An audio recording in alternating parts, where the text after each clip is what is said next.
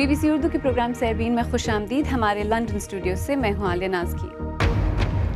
کشمیر پر India Pakistan کشیدگی جاری، جبکہ 80 دنوں بعد سری نگر میں معمول کی زندگی کے پہلے آثار، اور اقوام متحدہ سے دہشت گردی کی مبینہ پاکستانی سرپرستی کے خلاف کارروائی کا انڈین مطالبہ۔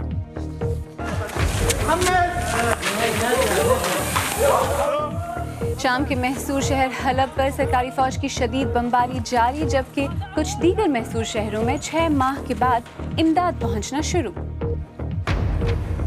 اور یہ مناظر کراچی یا لاہور کے تو نہیں، لیکن تنزانیہ کی ٹریفک میں بھی موٹر سائیکل سواروں کی وجہ سے خلل کا حال وہی ہے۔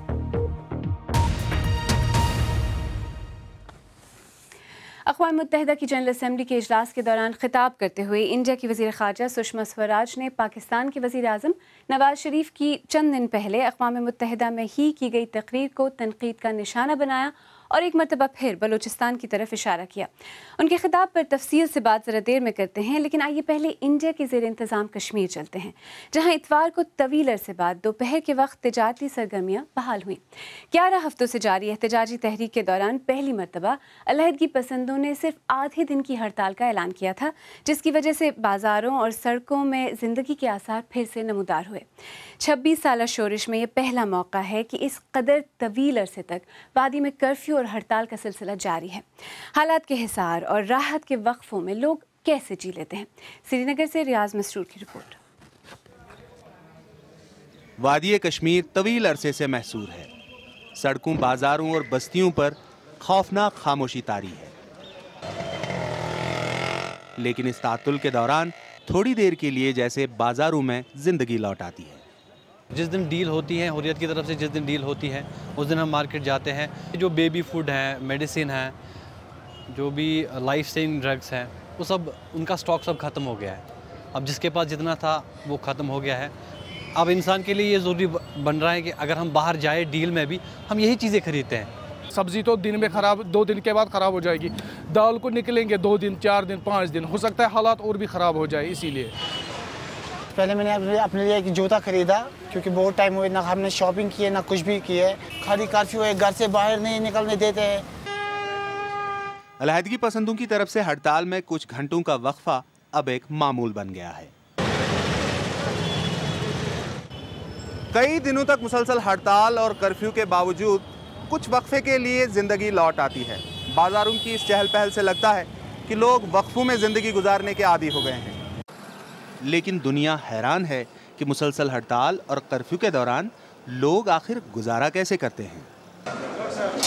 محلے والے کمیٹی جو ہے بناتے ہیں، دیکھتے ہیں کہ کس کو کیا ضروریاتی ہے زندگی کی، تو اس کو مہیا کرا دیتے ہیں۔ ایک بندہ اگر کسی کے گھر میں کچھ نہیں ہوتا ہے تو 10 بندے اس کو آ جاتے ہیں کہ آج ہمارے یہاں کھانا کھا لیے، ہمارے یہاں آ جائے۔ یہ ایک یونٹی ہے کشمیری عوام کی۔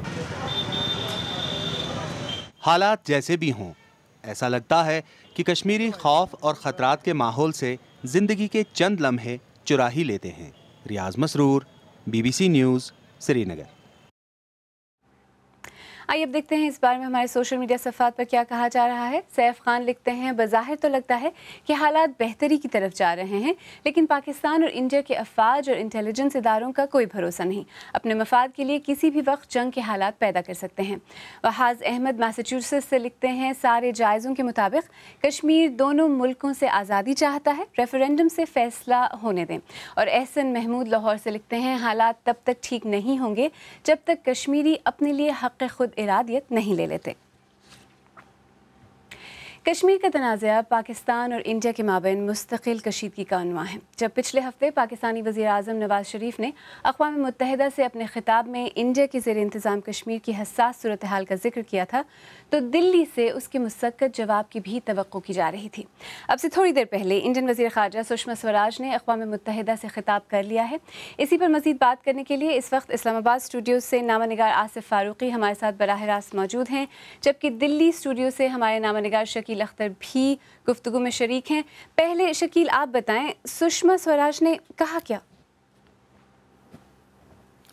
دیکھیے، ان کی جو باتیں تھیں اس کے 2 حصے اگر دیکھیں تو اہم تھے۔ ایک حصہ وہ تھا جو انہوں نے بین الاقوامی برادری کے لیے کہا، جس میں انہوں نے غریبی دور کرنے کی باتیں کہیں، سسٹینیبل ڈیولپمنٹ کی باتیں تھیں، مرد و خواتین میں برابری کی باتیں۔ لیکن ان کی آدھی تقریر وہ جو جیسا کہ ابھی آپ نے ذکر کیا وزیر اعظم نواز شریف کی تقریر کے جواب میں تھی، جس کا بنیادی طور پر جو محور تھا وہ دہشت گردی کے حوالے سے تھا. جو باتیں انہوں نے کہی تھیں اس کا ذکر تھا. اس میں بلوچستان کا انہوں نے پہلی بار ذکر کیا جو اقوام متحدہ سے کبھی نہیں ہوا تھا. انہوں نے اس بات کو بھی دہرایا کہ کشمیر جو بھارت کا موقف رہا ہے کہ وہ اٹوٹ انگ ہے، اس کو دہرایا. ساتھ ہی انہوں نے بین الاقوامی برادری سے یہ اپیل کی. انہوں نے حالانکہ وہاں پاکستان کا نام نہیں لیا اور انہوں نے امریکہ پہ بھی زور دیا کہ وہ احسانات بھولے اور دہشت گردی کے خلاف جو ہے مل کر جنگ کرے. ان کا اشارہ بظاہر پاکستان کی طرف تھا. جی، اور آصف، کیا پاکستان میں کوئی رد عمل سامنے آیا ہے اب تک؟ دیکھیے عالیہ، ابھی زیادہ وقت نہیں گزرا، اس تقریر کو تھوڑی دیر پہلے ہی ہوئی ہے، تو کوئی باضابطہ رد عمل تو نہیں ہے، لیکن سوشل میڈیا پر اور جو مین سٹریم میڈیا ہے اس پر کچھ باتیں کی جا رہی ہیں، جس کا ایک اہم نقطہ جو اٹھایا جا رہا ہے یہاں پہ وہ یہ ہے کہ بھارتی وزیر خارجہ نے اقوام متحدہ میں بیٹھ کر اسی کی قرارداد کے خلاف بات کی ہے. اشارہ ان کا یہ ہے کہ اقوام متحدہ کی قراردادوں کے مطابق کشمیر جو ہے وہ ایک متنازع علاقہ ہے، اور سشما سوراج نے اپنی تقریر میں یہ کہا ہے کہ بھارت کا حصہ ہے کشمیر اور پاکستان اس کو علیحدہ کرنے کی جو کوشش کر رہا ہے وہ کامیاب نہیں ہوگی. تو ابھی تک تو اس نقطے کو اٹھا کر پاکستان میں بحث ہو رہی ہے اور میڈیا اس کو کافی ہوا دے رہا ہے. اچھا شکیل، وزیر اعظم مودی کے خطاب کے بعد جس میں انہوں نے ریسٹرینٹ کی، تحمل کی بات کی تھی، آج کے خطاب کا ٹون اور لہجہ تو مختلف تھا، ہے نا؟ دیکھیے مختلف ضرور تھا، لیکن وہ میرا خیال ہے بین الاقوامی برادری کے لیے اتنا نہیں تھا جتنا کہ یہاں پر داخلی سیاست کے لیے تھا.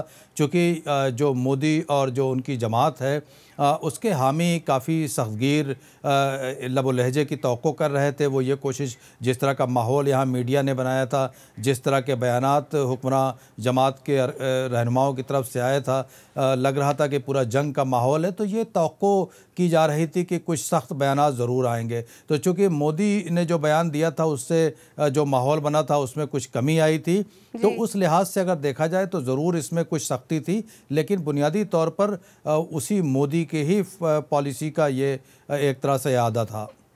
اور آصف، آپ کو کیا لگتا ہے کہ پاکستان میں اس طرح کے لہجے کی توقع کی جا رہی تھی اس خطاب کے بارے میں؟ بالکل عالیہ، کی جا رہی تھی، بلکہ جن لوگوں سے ہماری بات ہوئی ان کا تو یہ کہنا تھا کہ شاید اتنی سخت تقریر نہیں تھی جتنی کہ پاکستان توقع کر رہا تھا، کیونکہ ان کا یہ خیال تھا کہ جتنی سخت تقریر نواز شریف نے کی تھی کشمیر کے معاملے پر، انڈیا کی طرف سے بھی بلوچستان کا اسی طرح ذکر ہوگا. لیکن ہم نے یہ سنا کہ سشما سوراج نے بلوچستان کا ذکر کیا اور اس پس منظر میں کیا کہ انہوں نے کہا کہ وہاں پہ ریاستی جبر جاری ہے. اس سے زیادہ انہوں نے بلوچستان پر بات نہیں کی، لیکن پاکستان میں اس سے پہلے ہی پیش بندی شاید کی جا رہی تھی. ہم نے یہ دیکھا کہ کل بلوچستان میں قوم پرست جماعتوں نے مظاہرہ کیا بھارت کے خلاف، کچھ سیاسی رہنماؤں نے پریس کانفرنسز بھی کی، جو لگ یہ رہا تھا کہ اسی کی پیش بندی کرنے کی کوشش کی جا رہی ہے، جو کہ توقع پاکستان کر رہا تھا کہ سشما سوراج اپنی تقریر میں بلوچستان کے بارے میں اقوام متحدہ میں کریں گی.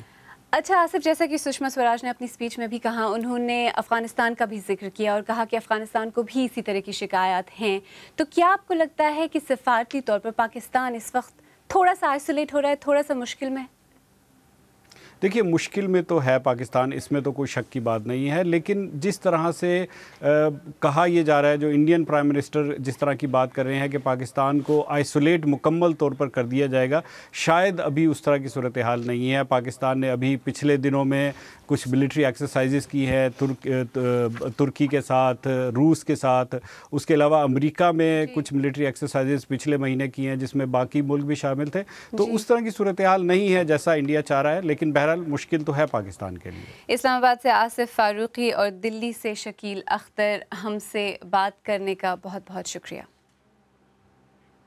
آئیے اب دیگر اہم خبروں پر ایک مختصر نظر ڈالتے ہیں. شام میں انسانی حقوق کے کارکنوں کا کہنا ہے کہ سرکاری فوج کی طرف سے جنگ بندی کے خاتمے کے بعد سے اب تک حلب میں 200 سے زیادہ عام شہری ہلاک ہو چکے ہیں. دوسری طرف سیکیورٹی کونسل میں شام کے مسئلے پر روس اور امریکہ کے سفیروں نے ایک دوسرے کو مورد الزام ٹھہرایا ہے.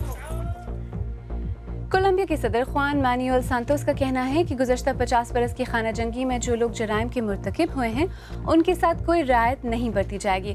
کولمبین حکومت کئی دہائیوں کی خانہ جنگی کے بعد باغیوں کے ساتھ ایک خصوصی تقریب میں تاریخی امن معاہدے کرنے جا رہی ہے۔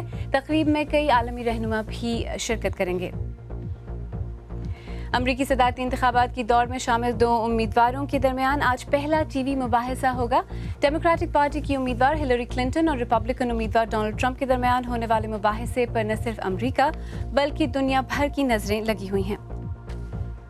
BBC اردو کے پروگرام سیربین میں آگے چل کر دیکھیے گا کہ پاکستان میں مشتبہ پولیس مقابلوں پر ہیومن رائٹس واچ کی رپورٹ کیا کہتی ہے۔ اور ہاں، آپ کو تنزانیہ بھی لے جائیں گے کہ وہاں ٹریفک بہتر بنانے کے لیے حکومت موٹر سائیکل سواروں سے کیا چاہتی ہے۔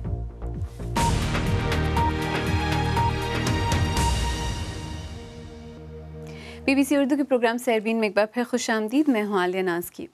ہیومن رائٹس واچ نے اپنی تازہ رپورٹ میں پاکستان میں پولیس مقابلوں میں ماورائے عدالت قتل اور تشدد پر تشویش کا اظہار کیا ہے۔ رپورٹ میں پولیس کے نظام کی خرابیوں کی نشاندہی سمیت اصلاحات کی تجاویز دی گئی ہیں۔ سن 2015 میں پاکستان میں 1,500 سے زیادہ مرد و خواتین پولیس مقابلوں میں ہلاک ہوئے۔ صوبہ پنجاب میں پولیس مقابلوں میں سب سے زیادہ 810 افراد ہلاک ہوئے، جبکہ صرف کراچی میں ان ہلاکتوں کی تعداد 643 ہے۔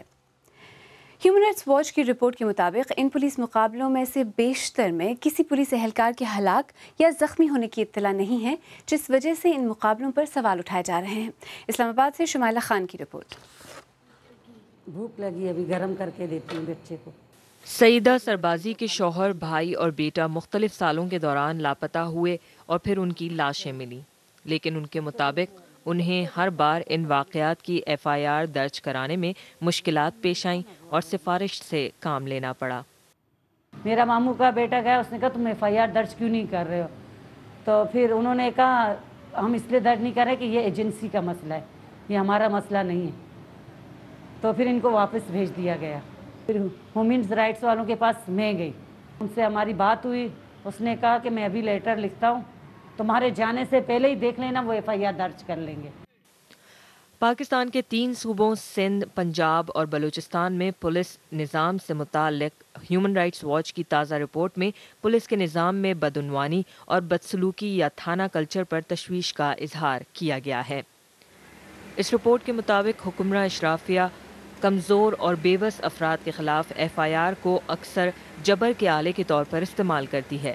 آج کل جو لوگوں کے حالات ہیں وہ یہی ہے کہ لوگ پریفر یہ کرتے ہیں کہ ان کے پاس نہ جائے جائے، خود ہی انٹرنلی طور پہ اپنے معاملات کو جو ہے حل کر لیا جائے۔ تو ایک غریب آدمی پہلی بات تو ہے جانے سے ڈرتا ہے، اگر وہ بیچارہ چلا جائے تو اس کی کون سنتا ہے۔